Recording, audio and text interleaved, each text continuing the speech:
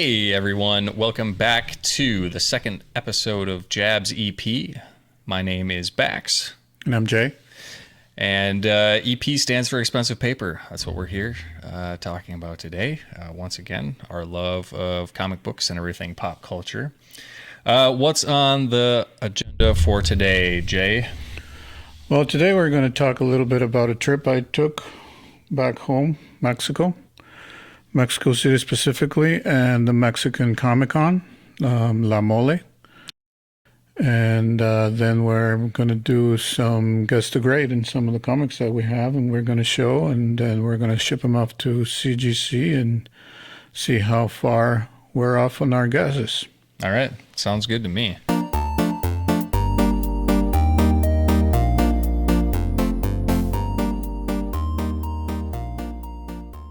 Let's start off by talking about your time at the Mexico Comic-Con. What was it called again? La Mole. La Mole. Okay. La Mole, which it's funny because we have that sauce and very famous dish that a lot of people like, mole.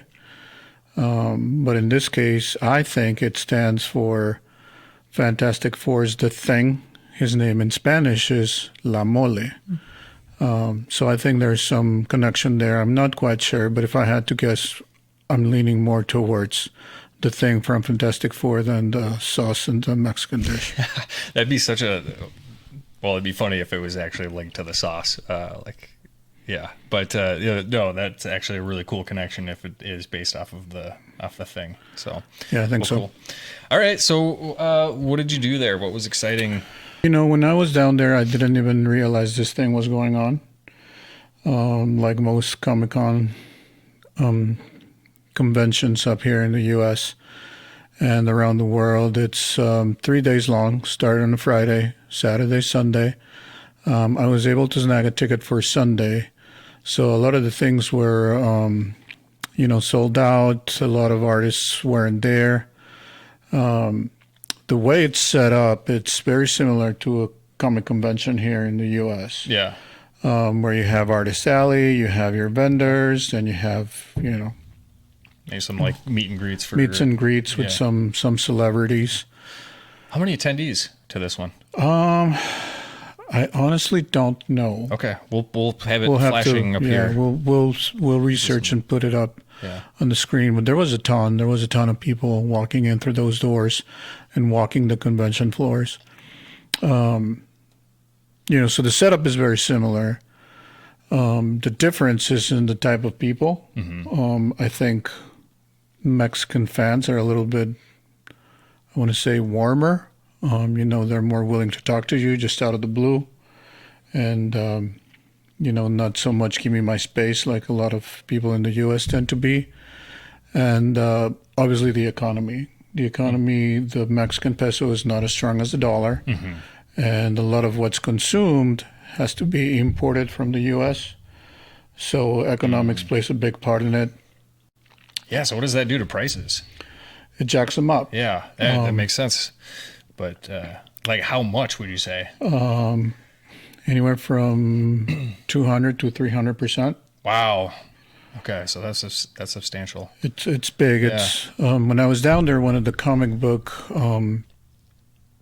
vendors had a raw, direct Secret Wars 8, which I'd ventured to guess. It's one of my favorite issues, by the way. One of both our favorite issues. If I had to guess a grade, which we're going to do later, it would be between an 8 and 9. Okay. It's a wide range, but being that I couldn't take it out of the bag, that was another difference. They wouldn't let you? They were very hesitant. Okay. They look at me like, what are you talking about, kind of thing. And you said it was direct or? It was direct. Okay. It was 6,000 pesos, which is roughly 300 to 350 bucks. Okay. When I got mine, this was a couple of years ago, right after the pandemic, so prices were still a bit high. Yep. It was 180, and after press and clean from CGC, it came back to 9.8. Yeah. It's a big difference in grade and in prices, but that's just an example. Okay. The other is because of that economy, Artist Alley, We had some good names. I got to meet John Romita, take a picture. It'll be up somewhere up here. Super nice guy. Got to talk to him for a couple of minutes. I usually told him that his dad was a big influence for me and in comics. Yeah. One of my precious comics is Daredevil 16, which is the first Spider-Man that Romita drew. Mm-hmm. We just had a very good conversation with him. But the lines were definitely short because of those difference in prices. Yeah. I also got to get a sketch from him, Headshot of Spider-Man, one of my favorite characters, of course, as you know, which we'll post it somewhere right over here too. And that'll be the first show and tell of today. The convention had an exclusive, and he got to sign that, John Romita Jr., and this is a variant that he did. It's my understanding for the convention, but I could be wrong. It contains two single comics from Amazing Spider-Man.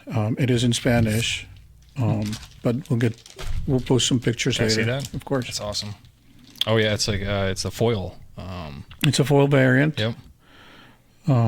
Very cool. So I was heartbroken that I had to take it out of the polybag, but not so much when he actually got to sign it, and I got to talk to him. Nice. Also in Artist Alley, this is from La Muerta, which is a comic created by Brian Pulido, and Edwin Saldivar is the illustrator and the colorist. I got to meet Saldivar. He signed it. And we'll also post a picture of this comic book and then the actual comic book that went on sale to the side. We'll do a side-by-side. But this is a proof. So this is something that was not mass-produced. This is something that gets 1 or 2 copies. It gets sent back to the artist so that they can proof it, make sure that the colors and the illustrations come back as they are intended. And then the artists get to keep it, or in this case, sell it. So that was also a cool acquisition. I also got to meet the guy, talk to him. They're doing some cool things with La Muerta and Lady Death, another famous character out there. But yeah, great guys. So that's awesome. How much did you pick that one up for? This one was, I think, $50. Okay. Trying to remember. I think that's about right. I think the comic was 20 and his signature was like 25. So. Okay. Not horribly expensive, but again, be mindful that some of these prices have to be catered towards the Mexican economy. Sure. So we got to do that. Kevin Eastman was there Friday, Saturday. Nice. Did not get to meet him. Okay. There was some signed stuff from him that I could have bought, but nothing that jumped at me. Like, oh my God, I got to own that piece. Yeah. Peach Momoko, new artist.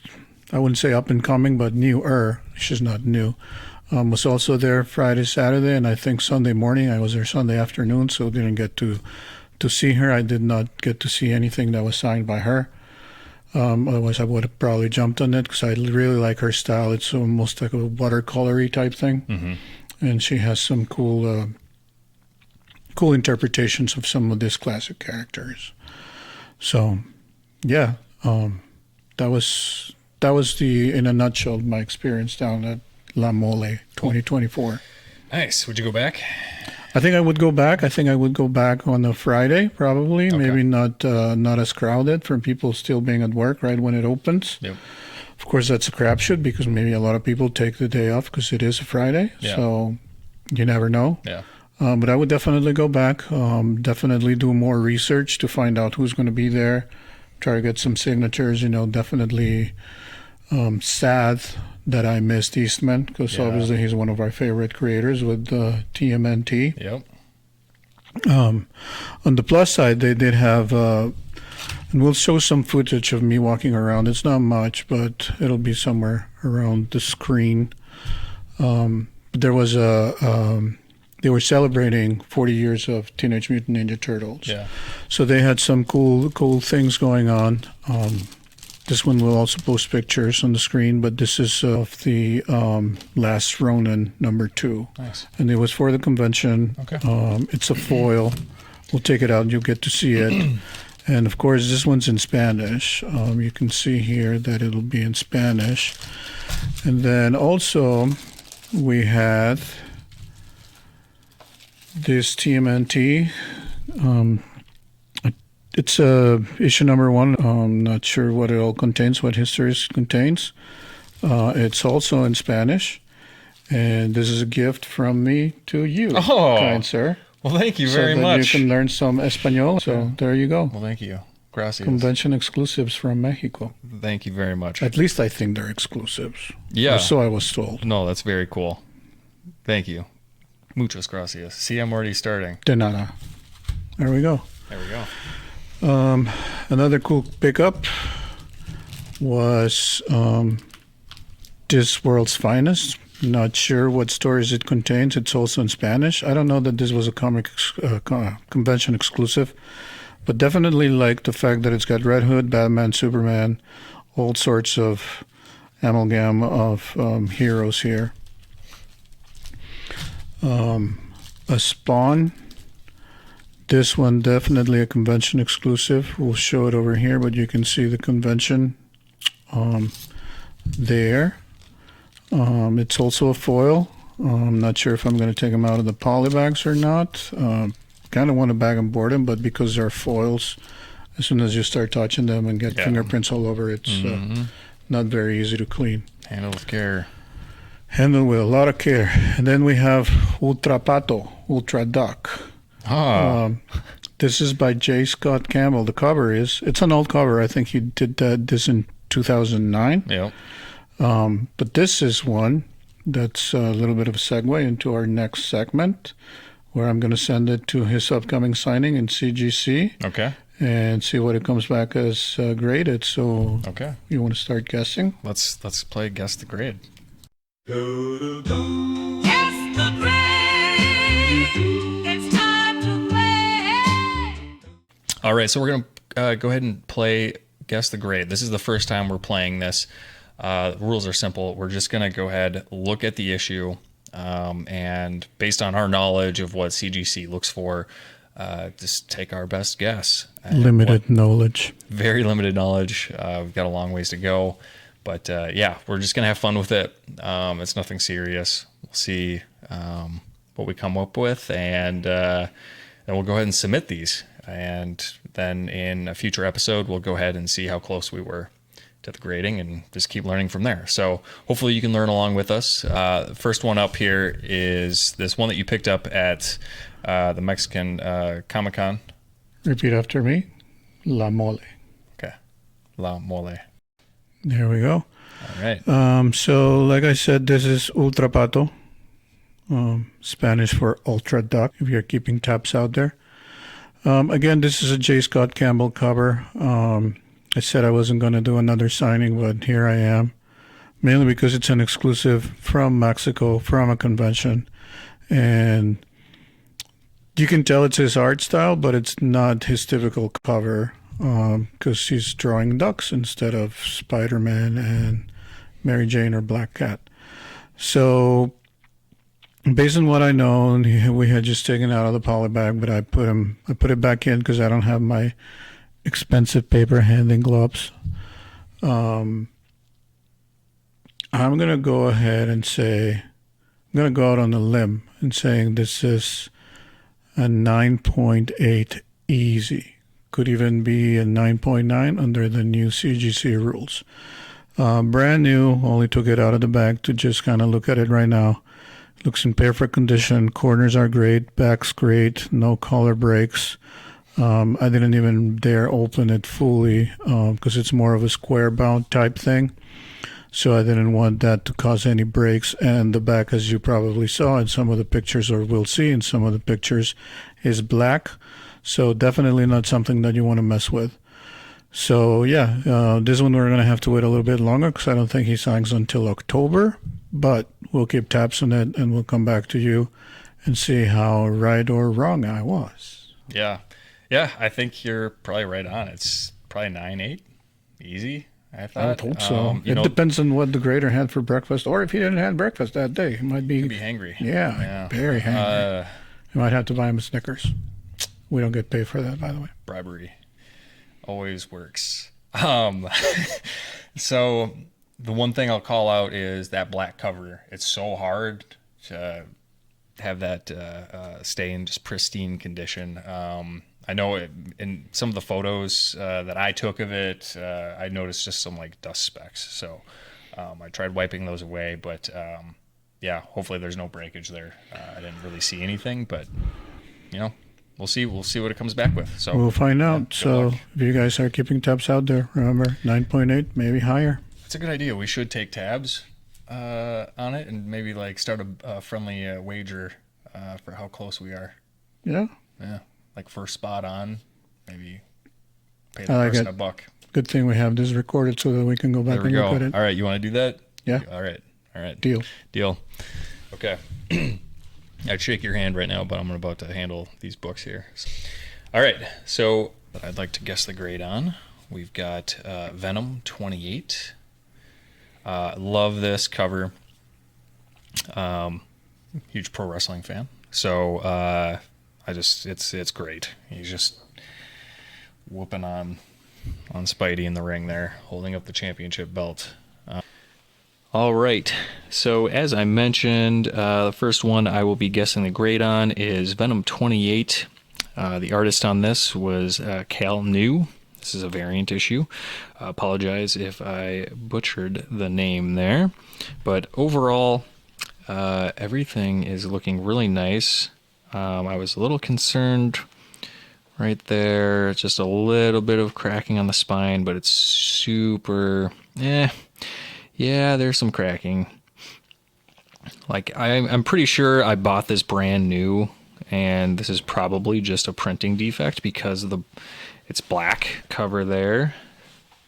Overall, it's looking pretty good on the back. Pages all look pretty darn good to me.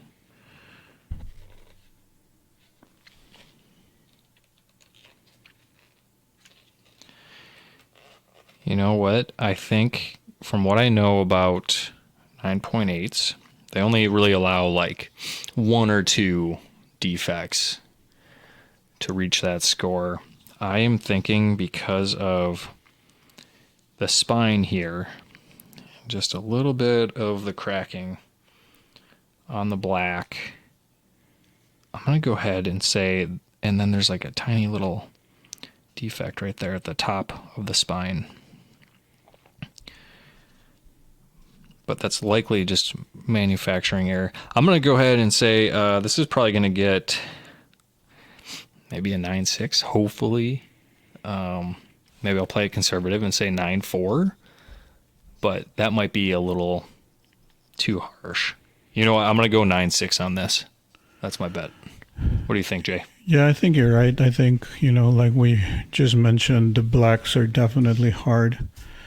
And depending on what the grader had or didn't have for breakfast, might be a little bit benevolent, might even bump it to that 9.8 with that one or two defects. But if we want to go conservatively, I'd definitely say 9.4. All right, so there we go. We've guessed the grades. We're going to go ahead and send these in. I'm excited to see what they come back with, and I'm excited to see who is going to be making some money off of this. Oh, we're betting actual money? Okay. Yeah, we agreed on $1. We should pay expensive paper. You want to bet comics on this? Yeah. That's okay. That's up for debate. I mean, we can buy comics with the money that we pool up. Okay. What do you want to do? Whatever you want to do. All right, let's do $1. We'll keep it simple, All right. and as the channel matures, Is it $1 per comic? yeah, $1 per comic, Okay. and then per guess. So we have to get the right guess for that comic. Well, right. Yeah. Okay. All right. Is there Price is Right rules? No, it's got So be it has spot to on. be spot on. It's got to be All spot right. on. Just, Okay. just clearing that out there right. so And that You know, we know and you guys know, and then you can keep us honest in case we get senile and start forgetting this sort of thing. That's right. You know, we might have to just like flash the rules up after this episode for future episodes. So everyone knows. I'm glad we got it all sorted out by the end of the episode. I'm surprised we actually did, because it usually doesn't take us this short amount of time to come to an agreement of something. Yeah, that's true. All right. So thank you so much for staying with us. Hope you enjoyed this episode. Hope you're enjoying the channel so far. If you'd like to see us cover any topics for future episodes, please feel free to write a comment below. We'd love to see that, interact with you. I'm just going to go ahead and throw the subscriber giveaway sheet up as well. You know, it's going to pay to subscribe to the channel. We want to grow this. We enjoy doing this. We want to see what the future brings. So feel free to subscribe if you like the channel, and then like, comment below. We hope to see you again soon. But definitely we value feedback. We're doing something right, let us know. If we're doing something that it's not tickling your fancy, let us know too, and we might work on it or we might ignore it. I don't know. Depends on the feedback. I don't know either. We'll see we'll see what happens. That's all we can do. That's right. So until next time, we hope to see you again. This has been Bax and Jay with JaB's Expensive Paper. Take care.